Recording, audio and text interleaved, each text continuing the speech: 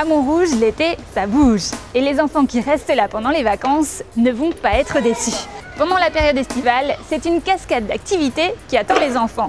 Des tournois, des stages, des activités manuelles, culturelles et sportives, des sorties et aussi des séjours. Et pour ça, les centres de loisirs et les clubs accueillent les enfants selon leur âge.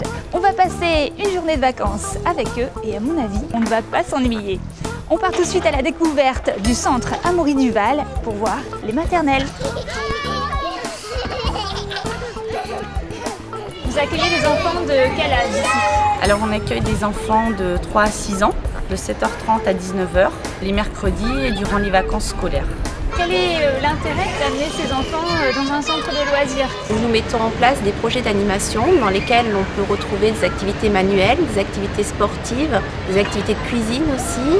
Nous organisons aussi des spectacles et différentes manifestations dans lesquelles les parents sont conviés afin de les faire participer à la vie du centre de loisirs. En fait. Nous organisons des sorties sportives et culturelles qui ont un rapport avec les thèmes abordés tout au long de l'année. Donc cette semaine, le thème abordé c'était Amaury Duval sous les lampions. Et à cette occasion, nous avons pu organiser une veillée avec les parents. Et vous leur apprenez aussi à être indépendants? Donc en maternelle, la pédagogie est surtout basée sur la découverte et le jeu.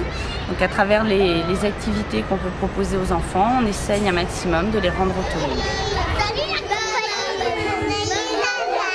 Pour les jeunes de 7 à 14 ans, il y a les centres de loisirs élémentaires. Ils sont ouverts le mercredi et pendant les vacances scolaires de 8h à 18h. Chaque centre propose des activités différentes. Ça va des sports individuels au cabaret, à la cuisine.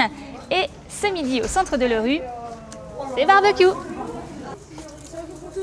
Donc vous êtes Stéphanie Willet, vous êtes la responsable du centre de Lerue. Oui. Quel type d'activités peuvent-ils faire ici? Au niveau des activités, ils peuvent faire d'une part déjà des séjours qu'on organise en fait à chaque période de vacances, ça c'est très important. Ça dure combien de temps à peu près les séjours? Une semaine, du lundi au vendredi. Et en activité sportive, donc il y a donc tous les sports traditionnels, mais il y a aussi des sports à association forte. Entre 12h et 13h, c'est le moment du déjeuner. Et pour ça, pas besoin de rentrer chez soi. Ici, les cantines fonctionnent comme à l'école. Et pas question de manger sur le pouce. Le repas est un moment important de détente, cuisiné à partir de produits équilibrés, de qualité et qui conviennent parfaitement aux enfants. Bon appétit! Merci! À Montrouge, les ados de 10-17 ans ne sont pas en reste. Pour eux, il existe des clubs dont les activités sont quasiment toutes gratuites. Cet été, l'opération Ticket Sport permet aux adolescents à partir de 10 ans de venir pratiquer gratuitement un sport. Ils pourront donc participer à diverses activités comme le football en salle, l'ultimate frisbee, le tennis, le badminton, le volley, le handball et j'en passe. Les ados ont aussi accès à des stages, comme par exemple le stage de capoeira, animé par le groupe Capoeira Brasil. Qu'est-ce que c'est, en quelques mots, la capoeira? La capoeira, c'est un jeu de combat basé sur la ruse et l'agilité. Donc on n'oppose pas la force à la force, on essaie toujours au contraire de dévier la force et la puissance de son adversaire pour la retourner contre lui. Et là, vous faites un stage d'une semaine. Est-ce que ça suffit pour apprendre les bases aux enfants? C'est un bon début? Non, c'est une initiation sous forme de présentation. Pour vous donner une idée, dans mon école, les adultes, par exemple, qui s'entraînent 3, 4, 5 fois par semaine, sont considérés débutants pendant 4 à 5 ans.